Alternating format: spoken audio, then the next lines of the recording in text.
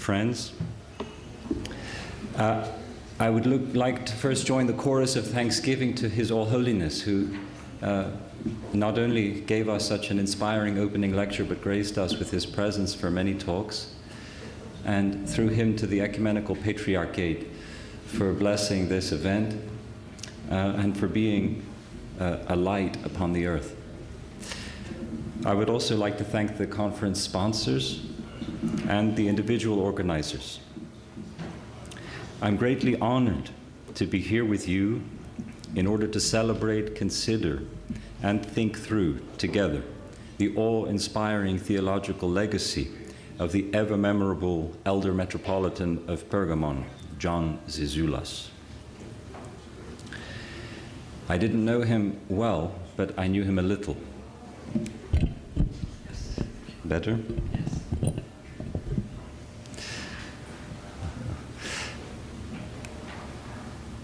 Beyond his theology,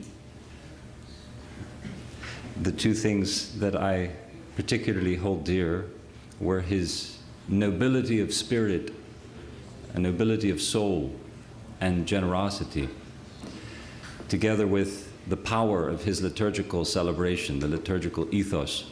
Of all the comments that we exchanged, I think he was most satisfied when I told him how meaningful it was to me as a 16-year-old boy to witness him serve the Divine Liturgy at the monastery in Essex. All the other theological considerations were secondary. For him, this was mission accomplished.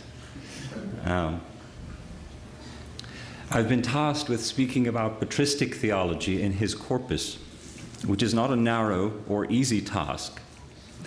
It encompasses both the larger question of how to approach the Fathers in general as sources of theology, as well as the specific question of which Fathers Zizioulas privileges and how he deploys them in his work. I cannot hope to satisfy the demands of that task here. Nonetheless, I will try to address the important elements of the issue by looking first at some of his comments on the relationship between patristic theology and modern Orthodox theology, and second, to focus on his use of one Father in particular, who has come up again and again, one Father he used to articulate his theological vision above all, that is St. Maximus, the Confessor. Ever the student of Father George Florovsky, Metropolitan John considered the abandonment of patristic theology an unthinkable path for Orthodox theology. But he also, like Florovsky, though in his own way, refused to reduce Orthodox theology to a simple repetition or parroting of the tradition. His creative use of St. Maximus will emerge as a brilliant example of and testimony to his overall understanding of patristic theology and its fundamental place and guiding role for contemporary Orthodox theology. Before I begin, I should mention that I am limiting my comments on the Metropolitan's works to his great trilogy, Being as Communion, Communion and Otherness, and Remembering the Future, as well as his crucial landmark article, Person and Nature in the Theology of St. Maximus the Confessor. So patristic theology and Orthodox theology. We do not need to rehearse here in detail the fact that Metropolitan John consciously saw his theological work as an enactment of Florovsky's methodological call for neo-patristic synthesis in Orthodox theology.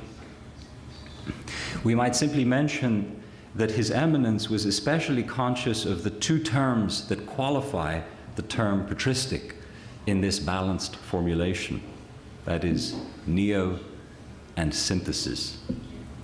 Unfortunately, many have abused the formulation neo-patristic synthesis to mean simply patristic without qualification, just a scholastic repetition of the Fathers and nothing more.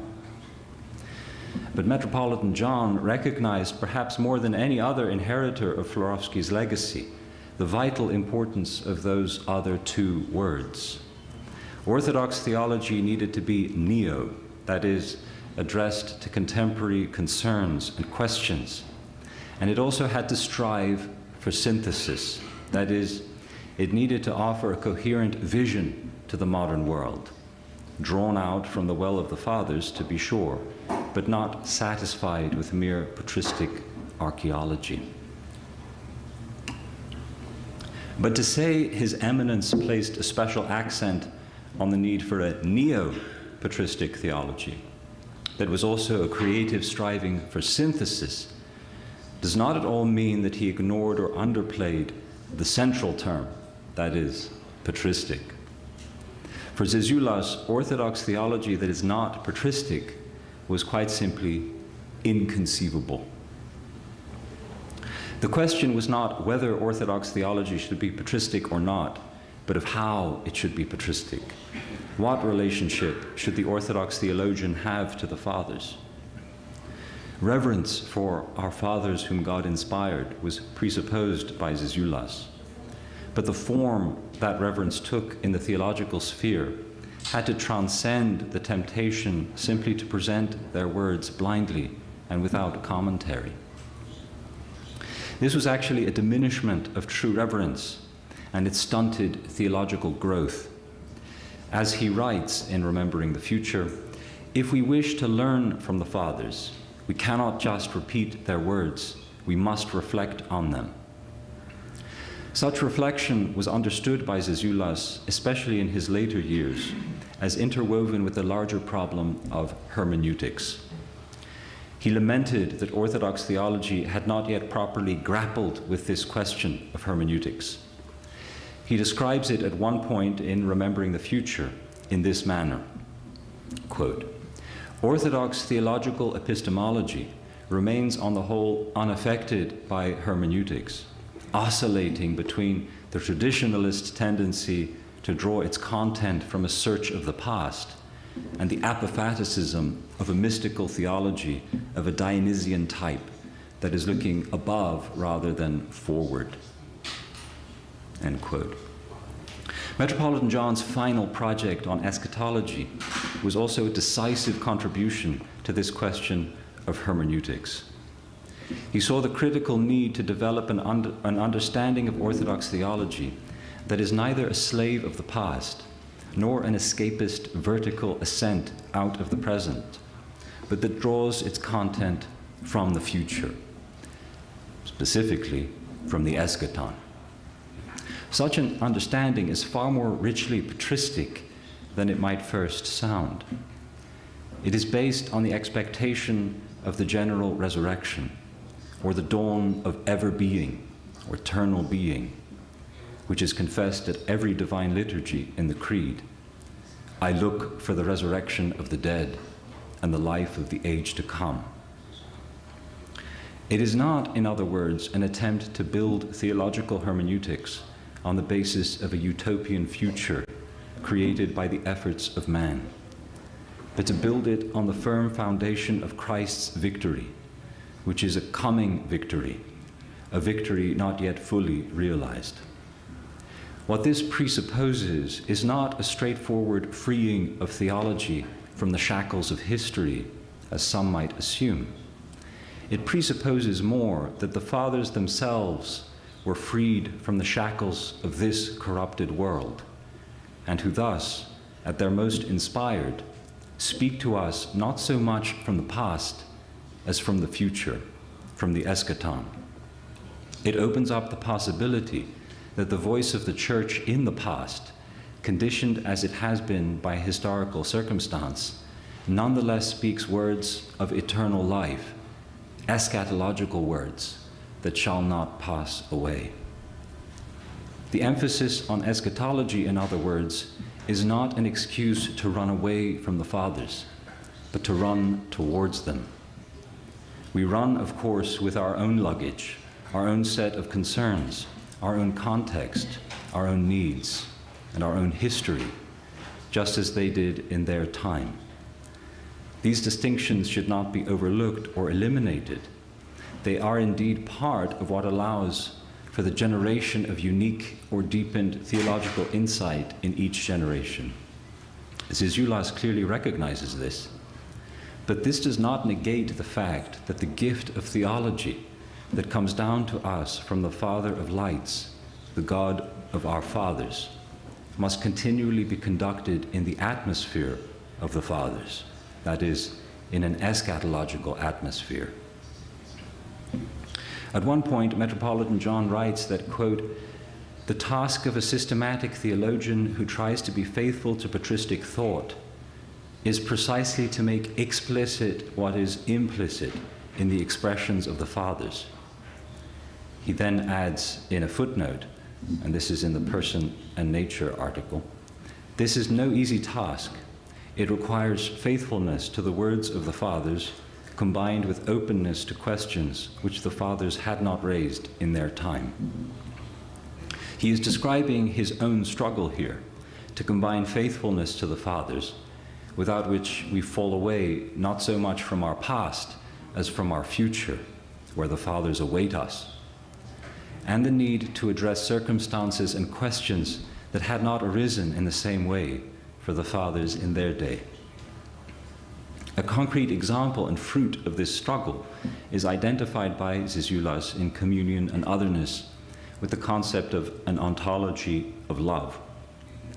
He writes, "Patristic theology provides us with the philosophical tools to work out an ontology of love in which freedom and otherness can be conceived as indispensable and fundamental existential realities without the intervention of separateness, distance, or even nothingness, or a rejection of ontology, as so much of so-called postmodernity assumes to be necessary in dealing with the subject of otherness."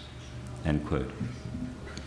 Notice that patristic theology is not understood as a complete system here, to which nothing can be added, but its insights are nonetheless according to the whole for Zizioulas. That is, patristic theology bears a Catholic character in the original meaning of that term.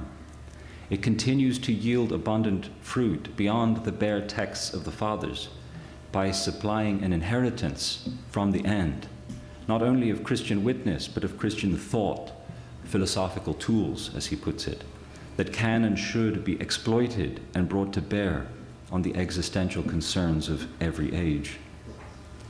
Now, of all the individual fathers that contribute to His Eminence's thought, there is ultimately none more decisive nor significant than St. Maximus the Confessor. It is St. Maximus, for Zizioulas, who most fully succeeds at articulating a thoroughgoing Christian ontology of love. In doing so, Zizioulas writes, quote, in Being as Communion, "Maximus succeeded in nothing less than the miracle of reconciling a circle with a straight line." That is, communion with otherness. You could say person and nature too. I would like then to concentrate on the role Maximus plays in Zizioulas' thought. St. Maximus the Confessor was, in a way, Metropolitan John's first love as a research student in theology, and proved also to be his last love, too, as we see from his landmark paper on Person and Nature in St. Maximus, delivered in Belgrade in 2012, thanks to the efforts of His Grace Bishop Maxime up front here, and as a reading of his posthumous Remembering the Future, again for which we thank His Grace Bishop Maxime, amply demonstrates. Metropolitan John worked on the Christology of St. Maximus for a doctoral degree at Harvard, and though he eventually completed a different dissertation at Athens that we all know on ecclesiology, his love for and expertise in the theology of St. Maximus accompanied him throughout his career. Especially in his last work, Zizioulas' love for Maximus is on full display. Just look through the index at the names of the fathers and you'll see half a page of citations from beginning to end for St. Maximus. We could I think without too much exaggeration, consider remembering the future as a kind of Maximian coda to his whole corpus. What then drew the mind of the great Metropolitan to the theology of Maximus? This question can be answered, I think, on two levels. The first has to do with Maximus's overall vision, what he represented as a whole. And the second level has to do with specific insights that allowed Zizioulas to develop particular aspects of his own theology. I will touch on both these levels. At the first level, St. Maximus is, for Metropolitan John, the quintessential theologian. He writes, quote, "St. Maximus is an example of the wide, all-embracing nature of theology. There is no aspect or area of existence to which theology should remain indifferent: cosmology, anthropology, art, ecclesial and spiritual life, etc." End quote. Maximus is the consummate exemplar for the aspiring theologian, precisely because his theology touches on every dimension of life, and its implications have ramifications far beyond any closed dogmatic construct. It just came to me, for those who push the episcopomonism line, they have to deal with the fact that the supreme theologian is a lay monk in Metropolitan John's vision. Metropolitan John especially appreciates the sustained, patient, and wide-ranging mode of Maximus's approach to theology. Thus he can say that, quote, "It was the merit of St. Maximus the Confessor to develop this Christocentric cosmology in all its consequences," remembering the future. Zizioulas sees in Maximus a radical pioneer, especially via his full incorporation of eschatology into theology. A few statements from His Eminence are worth citing to drive home what I mean, all from Remembering the Future. Quote, "The first explicit and fully developed eschatological philosophy of history is to be found only in St. Maximus the Confessor," end quote. Another, quote, "The remarkable thing about St. Maximus is that he was the first one to eschatologize both nature and reason, and through that, ethics itself," end quote. Two more.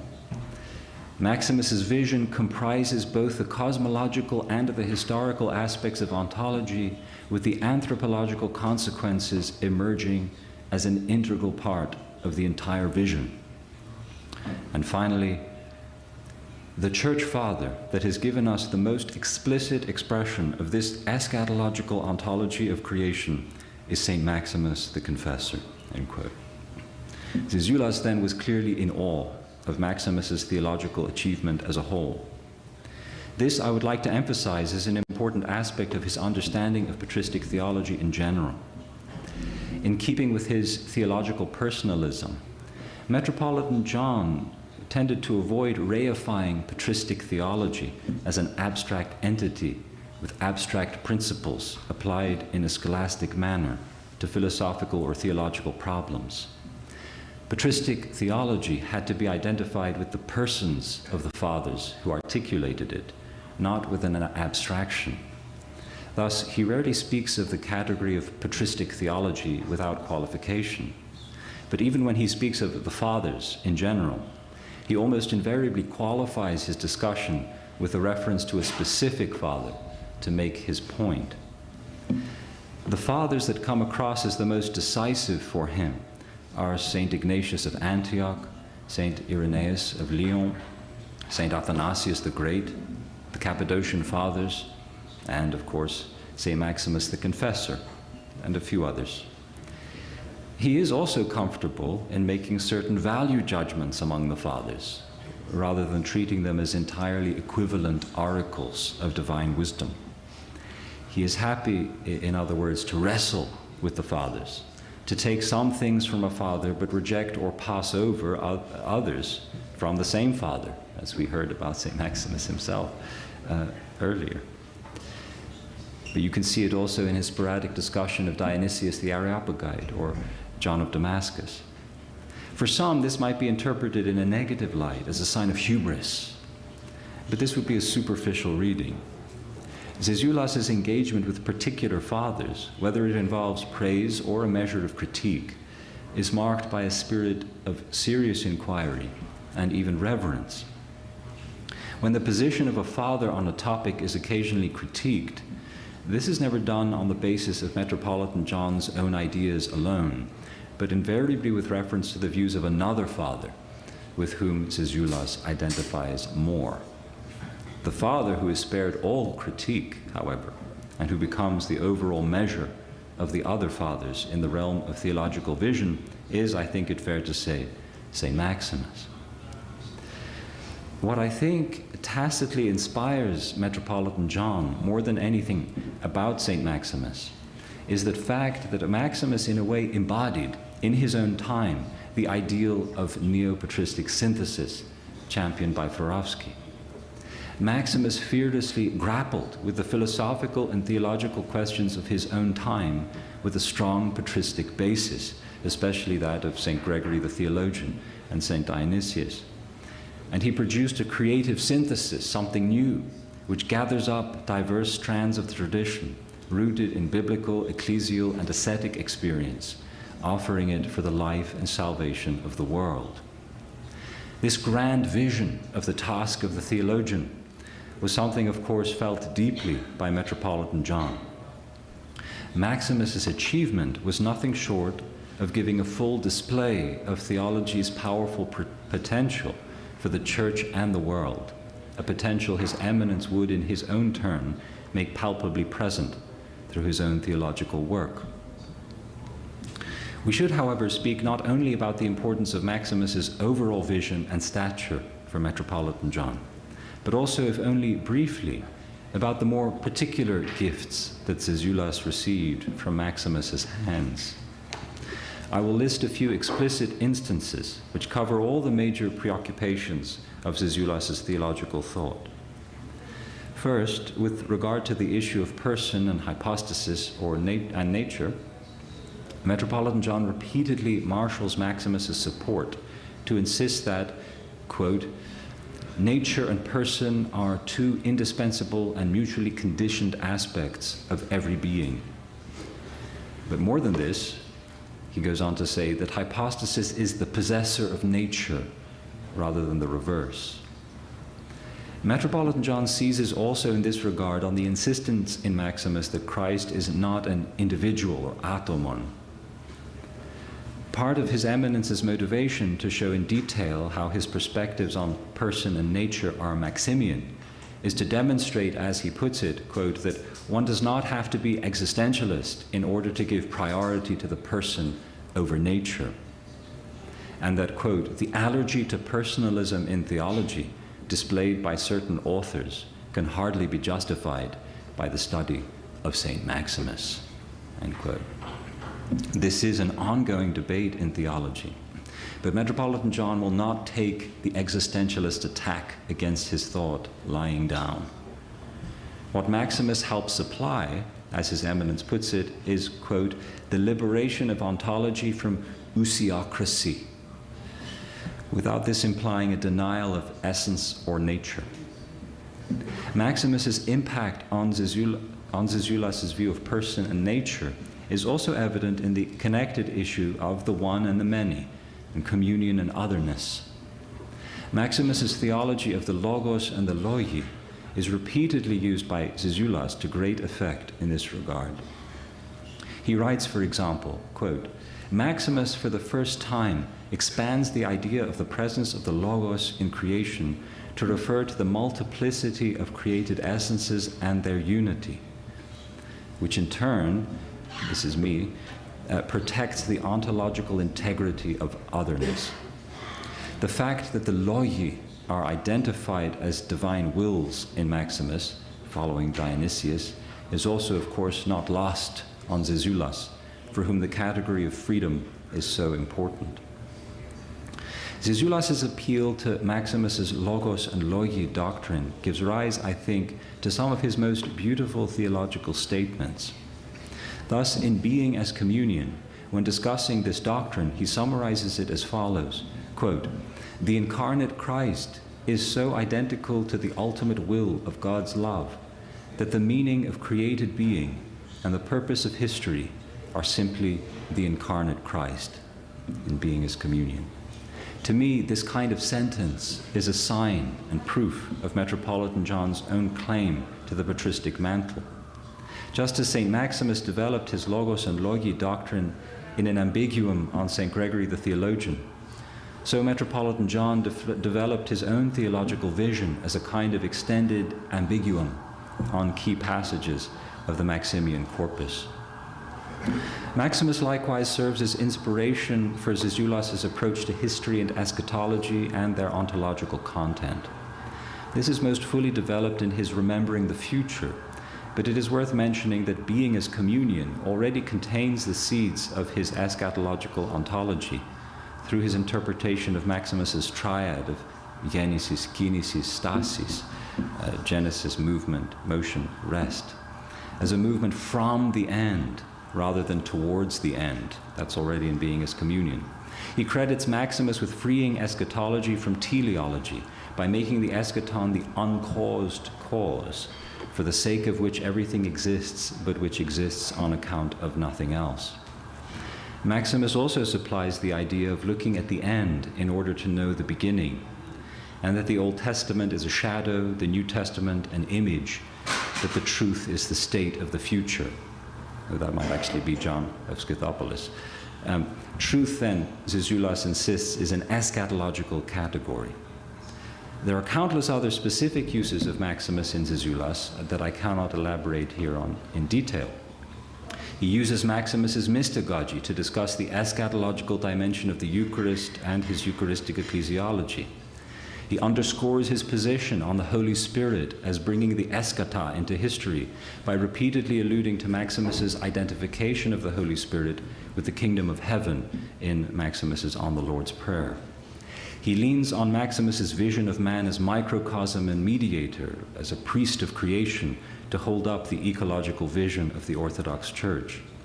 He points out the similarities between his understanding of biological hypostasis that needs to be redeemed and even liberated from the shackles of fallen nature through rebirth, and Maximus's view of the three births, biological, baptism, and resurrection, and the liberation from nature occasioned by ecclesial and ascetic life.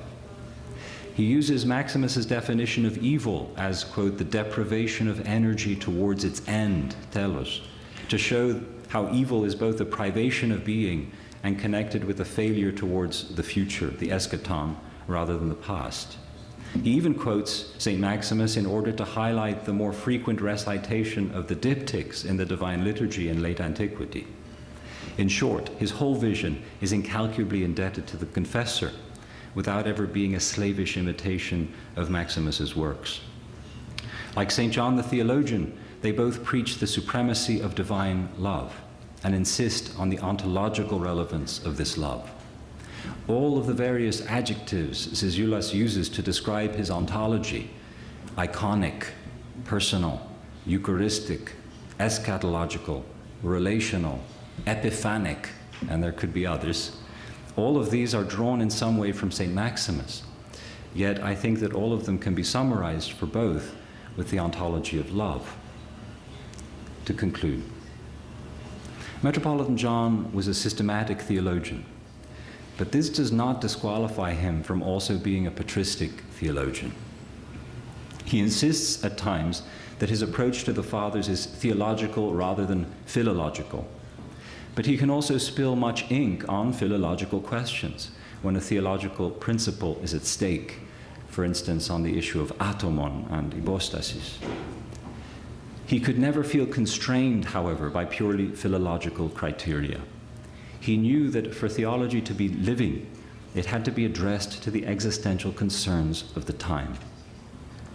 At one point, when addressing the question of the relationship between nature and freedom, which St. Maximus did not fully elaborate, Zizioulas writes, quote, "A systematic theologian cannot but raise this question, thereby risking his reputation as a patristic scholar." He took comfort, however, in the fact that Maximian scholars before him, notably Polycarp Sherwood, had been courageous enough to do this. It was a risk he was quite willing to take also, and he encourages us to do the same. He goes on to say that Sherwood did, quote, what all theologians, patrologists as well as systematic theologians, ought to do, namely ask what Maximus would have replied if he were asked a modern question. Here in microcosm, we can observe Metropolitan John's relationship with patristic theology. He approached the Fathers as a patristic scholar, a systematic theologian, but above all a man of the Church in that ascending order. He took from the Fathers, inhabiting their mind, which is ultimately the mind of Christ, and represented it to the world in response to its particular questions and yearnings. He did all this in the bosom of the Church, becoming thereby a true scribe of the kingdom, bringing forth from his treasury things new and old. By assimilating patristic theology in this way, intellectually but also existentially, he too, we might even dare to say, became for us a father whom God inspired. Thank you for your attention.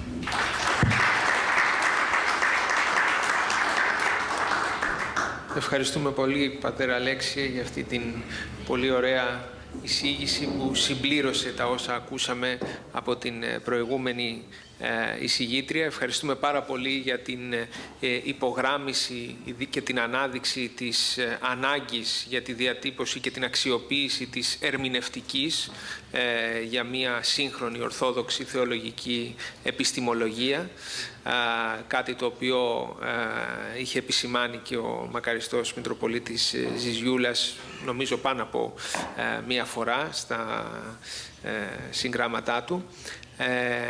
Σύμφωνα με το πρόγραμμα, λοιπόν, έχουμε 30 λεπτά διαθέσιμα για συζήτηση. Είμαι σίγουρος ότι θα υπάρξουν ερωτήσεις. Ήδη βλέπω ο κύριος Ασπρούλης πρώτος και μετά ο καθηγητής Παπα-Νικολάου.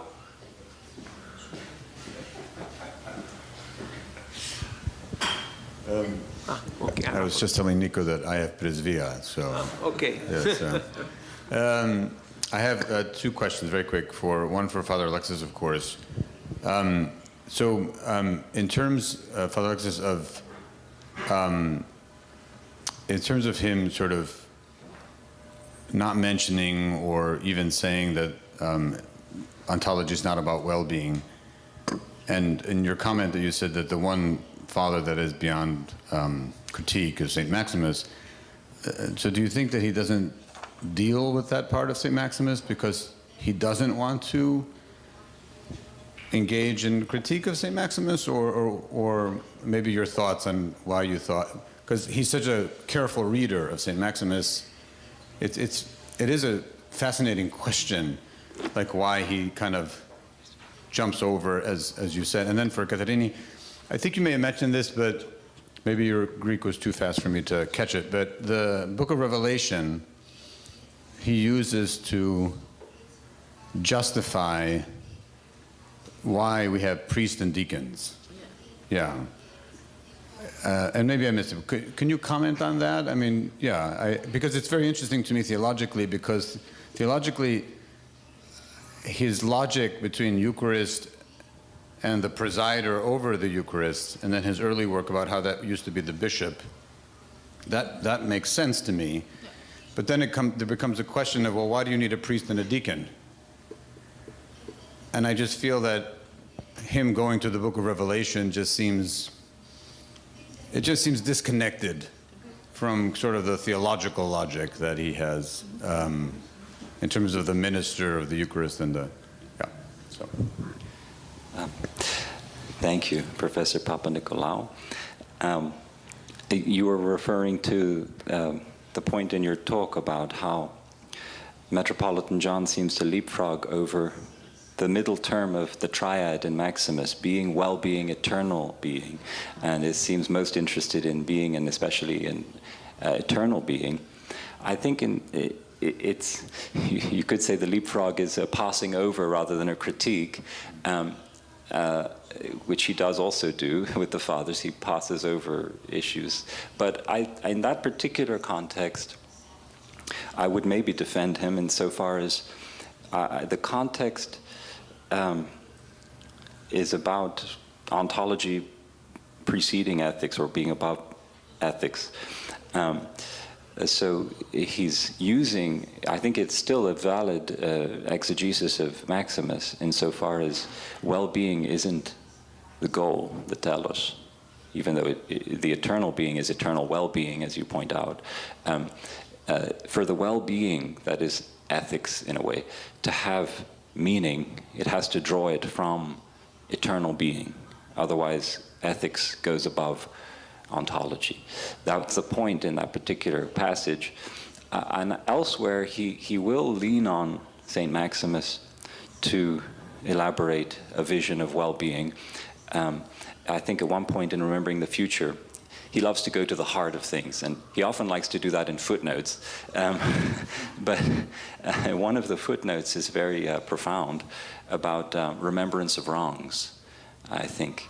And he draws on St. Maximus to use that to say that's the heart of what separates us. And I can't elaborate all that he says there, but he kind of synthesizes and summarizes in a nutshell the ascetic tradition through the lens of remembrance of wrongs, not just through Maximus, but a couple of others. And also actually on the issue of self-love, which is a Maximian trope, self-love with the fall that you mentioned. I should pass over, I think. Okay, thank you. Yes, thank you very much. That was really interesting for me as well, because actually it could stay there, and because immediately after mentioning Revelation, he goes back and says the ancient church had the deacons and the priests, and this is well, let's say, founded because that was the way they understood the Eucharistic tradition. I think, well, I'm not sure, of course, why he does that. I think that because he uses the revelation and then he stumbles upon this reference there to the presbyters, the deacons, I think he finds it a way to explain that and somehow to integrate that in his whole model. For me, I mentioned that as well, for me it's also problematic, this pneumatological understanding of the church, at the same time his emphasis on the hierarchy and this whole structure, which actually is not necessarily compatible with this pneumatological, let's say, understanding. But I think that's because he uses the revelation that much, and he uses the revelation, if I understood him right, because he tries to connect this meal, this Lord's meal, and see it through, let's say, the whole range of time, past, present, of course, and of course also future. And the revelation provides for him a very good link to that. Yes, thank you both for your presentations. I have two questions. The first goes to Father Alexis. I'm sure that you are aware about the ongoing discussion, debate actually, about the way Zizioulas interprets and receives Maximus theology. And taking into account this and also your account of Maximus and Zizioulas' relationship, could you please bring to the fore which are the hermeneutical criteria of approaching the patristic tradition of Zizioulas, on Zizioulas? And the second question goes to both of you. If not mistaken, both of you have referred to the relationship between Florovsky and Zizioulas. But if you would take a closer, let's say, look at their work, we will see that Florovsky has as a starting point the apostolic tradition in order to approach the fathers. This is not the case with Zizioulas. Zizioulas goes the other way around. So do you see any conflict or any tension or any problem there? On the first question, I may need clarification. So you're asking me what I think Zizioulas' hermeneutical criteria of approaching Maximus theology, taking into account the whole debate around his reading of Maximus, which does not have to do only with the person-nature dialectic, but in general.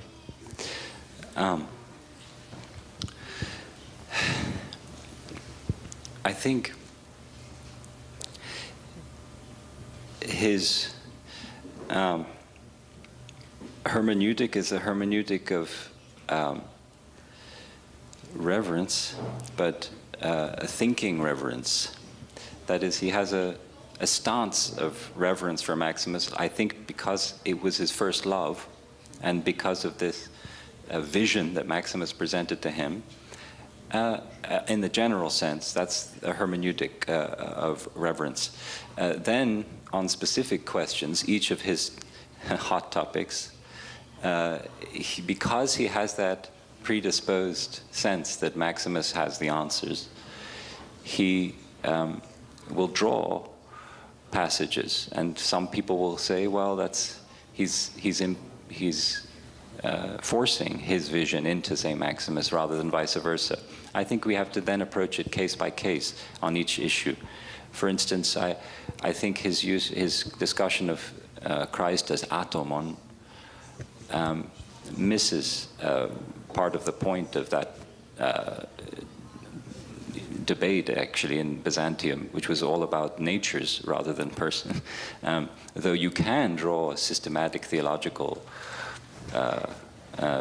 conclusion from the rejection of Christ as atomon, the specific context is not about the issue of hypostasis per se, but about the fact that you can't have a nature that's God-manhood. And in fact, it's almost an early critique of Bulgakovian God-manhood, of which Christ would be an individual, an instantiated individual of one nature. It's a critique of monophysitism. Anyway, yes, so there's the general hermeneutic of reverence that comes from his early studies, and then we have to take case by case whether he's really doing Maximus or he's doing himself with Maximus. The second question was, yes, maybe I would just say in a general sense, I'm a fearless defender of neo-patristic synthesis, partly because I think it's capacious, because I think those three terms encompass all the elements that Orthodox theology needs. Now, beyond that, will one be more neo and another more synthetic and another more patristic? That's okay, as long as all three are there. And so between Forovsky and Zizioulas, there's a certain difference. But I do think when one of those is pulled out, especially the central term, but when one of them is pulled out, then Orthodox theology is diminished. But I would see Meyendorff as a neo-patristic theologian. Pelikan, well, they identified as such, but they fell more on the middle term and didn't do so much neo, or Meyendorff a little neo, but not much synthesis, and so on. I think, yes, there are differences between Forovsky and Zizioulas, but they belong to the same tradition of theologizing that I hope we endeavor to belong to too. Okay, thank you. Actually, I mentioned Forovsky taking, let's say, a point of reference from your paper, and I said that you mentioned that they had different biblical models, and I fully agree with you.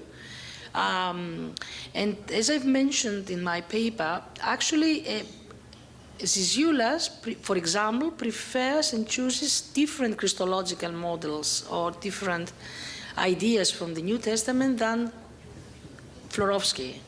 For example, Florovsky lays more emphasis on the Christological Pauline idea of the head of the church as a body and the head and so on. While it's interesting that Zizioulas uses this not so prevalent in the New Testament Christological model of pneumatological Christology. Because, okay, it is there in John's Gospel, but actually it has not been stressed that much. And in Luke's Gospel, if you look into the biblical, let's say, research, bibliography, there are only very few references to that. So I think that they choose different models. If this is controversial, well, now I cannot answer from the point of a patristic scholar. I don't belong to this new patristic, let's say, current. I'm more towards this biblical understanding of tradition, and I would say that both are legitimate. I mean, both are possible. The problem is not what you choose, the problem is what each model, to what end each model leads. What are the consequences of each model? From my perspective, the pneumatological model is more useful, especially in the interreligious and then dialogue and in the Christian dialogue, especially if you have a dialogue with Judaism. The pneumatological, not the Christological model, I think it's more useful. And if I may go back to Taylor's question, I hope we're not burning. It's smelling strange. You know, it's interesting, for example, if you read Romanidis, what he does in order to substantiate the idea of hierarchy, he goes back to 1 Corinthians, another Pauline text, where Paul has this list of charismatics. And although we know that these were not in a hierarchical order, because these lists have a different order, Romanidis uses this in order to substantiate his idea of hierarchy. And it is interesting that Zizioulas does not do that, although he wants to go to the same direction, I mean, to show how this hierarchy is possible within his eschatological, let's say, system. I think that it's interesting what he does, and I think that's why, if I think of Romanidis, I think I can see why Zizioulas more or less prefers this idea from Revelation, because she used to this eschatological, let's say, model. Thank you. Can I add one? Yeah. Just on the issue of patristic and biblical, I think we understandably hear patristic in the neo-patristic formulation, and we think maybe the first 4 centuries. Post-apostolic, and then maybe a bit later for Orthodox, maybe even up to Palamas. But this isn't the sentiment, I think, that is behind Swarovski's vision, and that's why, for him, Paul is a father. The gospel writers are fathers. The Bible is written by fathers. This is the God of our fathers, which is a title that predates the patristic era. So I think they're part of the same vision, the patristic in the narrow sense of the term, and the biblical. They're part of the broader patristic vision for Orthodoxy. We still have plenty of time, so if you have other questions, you can raise them. There is one over there, yeah? Thank you. I would like to have a question to Father Alexis. Regarding the ecclesiology of Zizioulas, generally it's based heavily on the concept of communion and personhood, yeah? And it may raise the question that it can underemphasize some other traditional aspects of the church, more like hierarchical structure, for example, or sacramental structure of the church. Can we assume that sometimes the idea of communion, personal communion, is too idealized, and somehow it can downplay the historical and the visible realities which we face in our life? Thank you.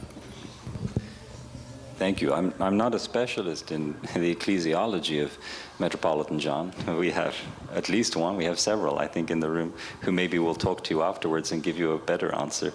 But I think idealized, maybe if we just read it in a kind of romantic sense, but it's, of course, all about ontology for him. Communion is not idealized, but eschatologized. That is, it comes from the end. And it's true, and we have this constant tug of war already in this conference about history and ethics versus ontology and eschatology, and that will continue. It's a healthy dialectic, but I don't think that in emphasizing the eschatological dimension of communion, he thereby forgets or throws out historical vicissitudes. But he's trying to place the stormy sea of life on which the ship of the church sails in the context of its destination and of its captain, its pilot, Jesus Christ, who is with the church, of course, supremely in the Eucharistic assembly. Because otherwise, if we take our eye off, like Peter, we sink We're trying to perform an impossible task in a way of walking across the water. And Christ summons us. And you could say it's an idealization to have communion with Christ with the sea of life surrounding us. But Peter did. When he wavered, he repented and was saved. But if we lose the target, the telos, the eschaton, of communion with God, we lose everything. Thank you. Are there any other questions?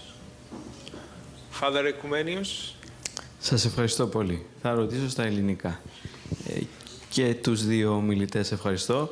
Μπορώ να ομολογήσω φυσικά ότι δεν είμαι κάποιος ειδικός στη θεολογία του μακαριστού Μητροπολίτη, αλλά ακούγοντας τις δύο εισηγήσεις για το βιβλικό από τη μια υπόβαθρο της θεολογίας του και το πατερικό, και έχοντας, ας πούμε, ως φρέσκια την ανάγνωση του προσφάτου βιβλίου, το οποίο προφανώς, επειδή εκδόθηκε πολύ πρόσφατα, δεν αποτελεί μέχρι στιγμής, ας πούμε, εισηγήσεις, έτσι, κεντρικό σημείο των 100 κηρυγμάτων του. Θα ήθελα να μου, ίσως, αν μπορείτε να θίξετε είτε η κυρία Ταλαμπονή είτε ο πατήρ Αλέξιος, το ζήτημα το ότι αναφέρθηκε εδώ πέρα πάρα πολλές φορές ότι ο μακαριστός Μητροπολίτης δεν αποδέχεται, ας πούμε, τόσο έντονα τον όρο της χριστιανικής ηθικής. Έτσι, και προτιμούσε να μιλάει για το ήθος ή όπως αλλιώς μπορείτε να το θέσετε. Απλά διαβάζοντας, ας πούμε, το βιβλίο των κηρυγμάτων του, όπου προφανώς εκεί υπάρχει μια διαλεκτική μεταξύ πατερικής και βιβλικής θεολογίας στα πλαίσια της ποιμαντικής πάντοτε, επαναλαμβάνει πάρα πολλές φορές το μοτίβο της στήρησης των εντολών, το οποίο κανείς, αν διαβάσει αυτό το πολύ ωραίο δίτομο έργο του καθηγητή Ματζαρίδη, «Χριστιανική ηθική», είναι μία από τις βασικές αρχές αυτού του βιβλίου. Και μετά κανείς, αν διαβάσει πολύ έντονα τα κείμενα του πατρός Σοφρονίου Σαχάροφ, και εκεί είναι πάρα πολύ έντονη αυτή η τήρηση των εντολών. Πώς θα μπορούσατε να σχολιάσετε αυτή την παρουσία από τη μία αυτού του μοτίβου της τήρησης των εντολών στον ποιμαντικό λόγο του μακαριστού Μητροπολίτη και από την άλλη, ίσως, αν το καταλαβαίνω σωστά μέχρι στιγμής, αυτή την διστακτική προσέγγιση στη χρήση του όρου χριστιανική ηθική. Let us start from the Bible, or As you wish. He's the father who starts first. I'll put my foot in it first. Well, I would agree with Telly that the term ethics is redeemable in a way that maybe Zizioulas, but I also appreciate the reasoning for Zizoulas's move for ethos over ethics, and maybe it comes also out of the reaction to the brotherhoods and the pietism that affected church life, not just monasticism but lay pietism. That is a dimension that hasn't been mentioned, but I think is maybe important. I wrote a little article on ethical apophaticism in Zizioulas and Yanaras. So I tried to deal with this to some extent, though his sermons hadn't been published yet, and that I probably would have amplified some of my comments. But I did try to lay a foundation for why he has this idea of ethical apophaticism in a positive way, but also how that doesn't mean a jettisoning of ethics, precisely because he has the ethic, the ethos of love and the Eucharistic ethos and ontology of love. To connect it to what you said at the end with Saint Sophrony, I think there is maybe, and I mentioned this in that article. Again, it's the raising from the merely human level to the ontological level, and that's precisely what Saint Sophrony does with the commandments. He raises them to the level of not an ethical code, but a revelation of divine life.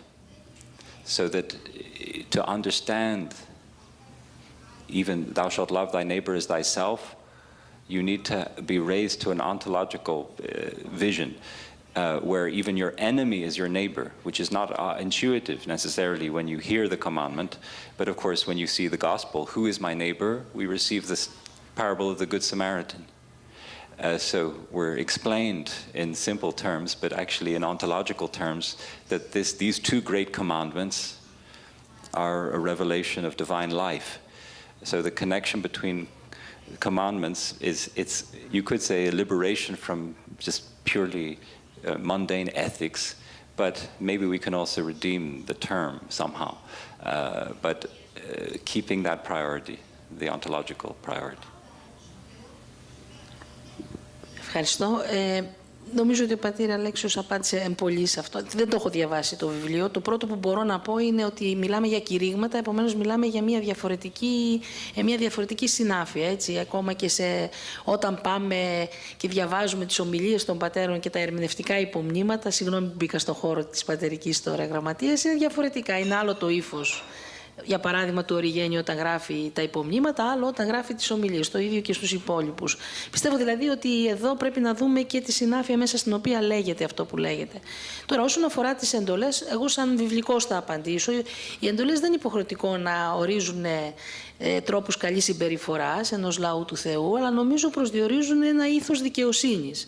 Αλλά δικαιοσύνης όπως είναι στην Παλαιά Διαθήκη. Ο Θεός είναι δίκαιος, όσοι τον ακολουθούν, ο λαός του πρέπει να είναι και αυτός δίκαιος, με την έννοια να φέρονται και απέναντι στο Θεό και απέναντι στον συνάνθρωπο με τον τρόπο που πρέπει να φέρονται και που είναι ευεργετικός, έτσι, και μοιάζει ακριβώς στην παρουσία του Θεού, στο λαό του Θεού. Αυτή η δικαιοσύνη μετά, όπως είπε και ο πατήρ Αλέξης, στην Καινή Διαθήκη θα γίνει αυτή η εντολή της αγάπης.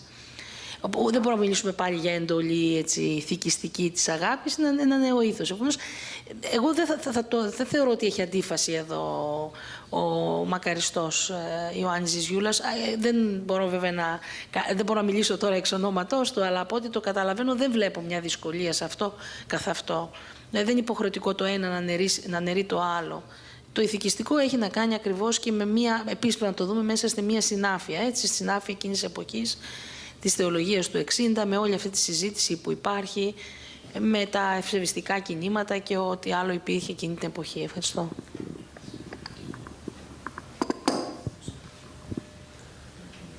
Σεβασμιότατε, θέλετε να πάρετε το λόγο? Ναι. Εγώ θέλω να πω ότι στα ίδια κηρύγματα μέσα, ο Δεσπότης λέει ότι ακόμα και τις εντολές να τηρήσουμε δεν θα σωθούμε.